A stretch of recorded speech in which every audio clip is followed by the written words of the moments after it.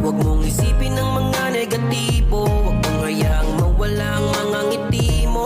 Chill ka lang palagi at maging positibo, basta gawin mo lang yung mga bagay na di mo ikakapanghamak. Laging magpasalamat, gawin mo yung dapat kung anong nararapat. Lagi mong itatatak sa isip mo, gawin mo lang ng gawin mga hilig mo. Gawin mo lang ng gawin mga hilig mo, huwag mo na lang pansinin ang nasa paligid mo.